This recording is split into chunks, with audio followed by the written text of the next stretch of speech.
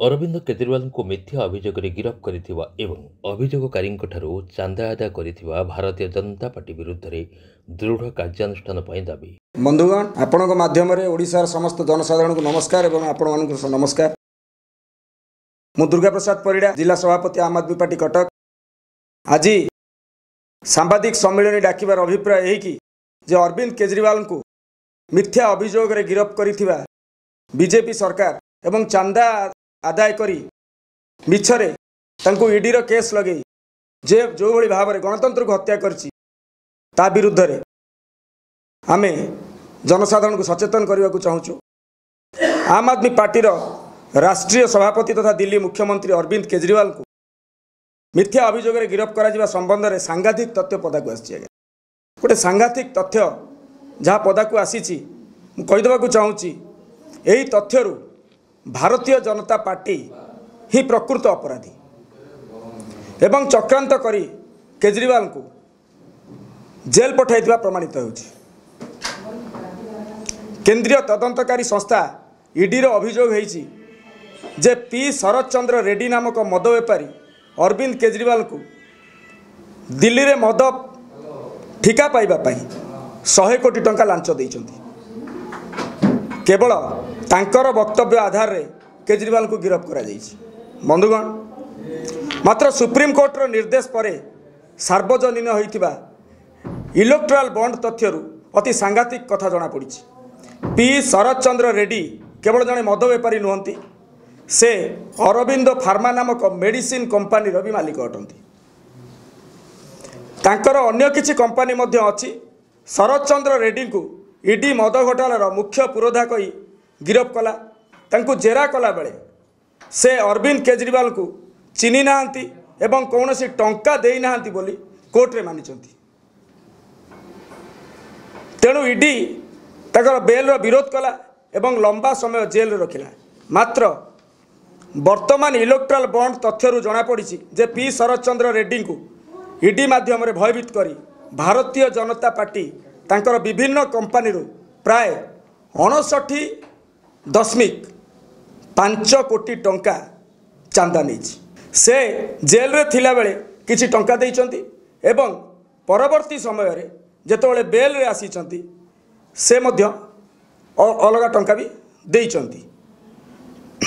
तापरे ईडी तमको डरे धमकई राजसाक्षी भाव में नहीं केवल तांकर बयान को भित्ति करी अरविंद केजरीवाल को मिछ केस रे ईडी आज जेल रे रखी।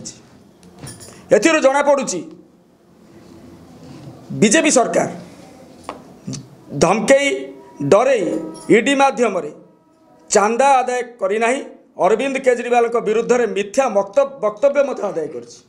तेणुक आम आम आदमी पार्टी तरफ दाबी करुचु जे प्रकृत रे अपराधी होउछि बीजेपी। तेणुक प्रथमे जेपी नड्डा को अरेस्ट करा जाऊ एवं बीजेपी रो विभिन्न लीडर मान को अरेस्ट करा जाऊ।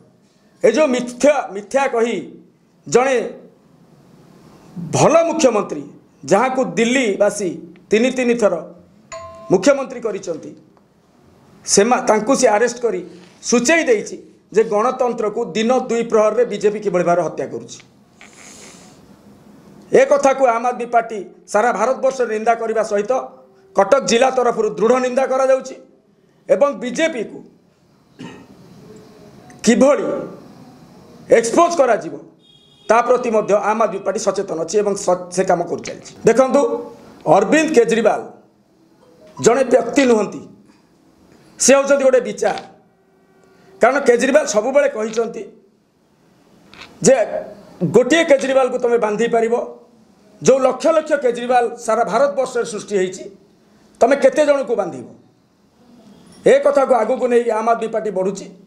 से जेते चाहिए जेते चेष्टा कले भी आम स्वर को दबे देवाई प्रति राज्य रे प्रति जिले में प्रति ब्लॉक रे जड़े जड़े अरविंद केजरीवाल छिड़ा होती एवं मोदी सरकार वर्तमान भयभीत हो पड़ी।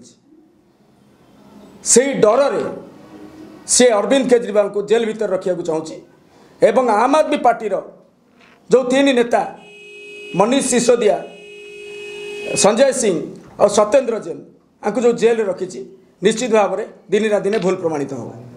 आम आदमी पार्टी राष्ट्रीय सभापति तथा दिल्ली मुख्यमंत्री अरविंद केजरीवाल को मिथ्या अभियोग गिरफ करा संबंध में सांघातिक तथ्य पदाक आसी।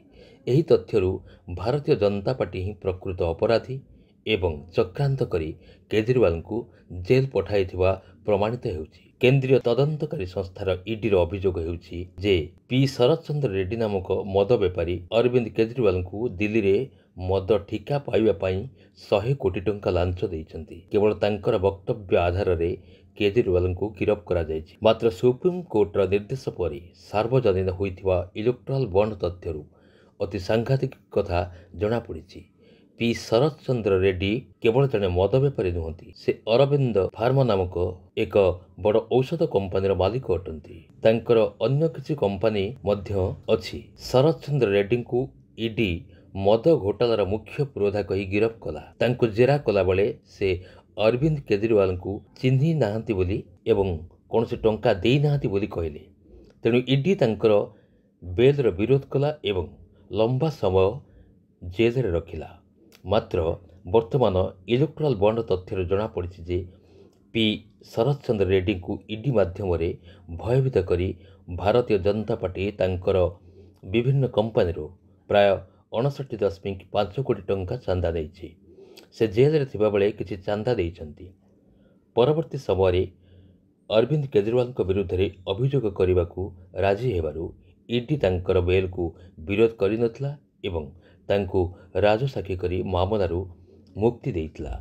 जेलरू बाहरिबा परे से पुणी भारतीय जनता पार्टी को प्राय 50 कोटी टंका चांदा देइछन्ति। एथिरे जणा पडुछि चाप पकेई डरेई धमकेई ईडी माध्यम बीजेपी केवल चांदा आदाय करि नाही, अरविंद केजरीवाल विरुद्ध रे मिथ्या वक्तव्य मध्य आदाय करछि।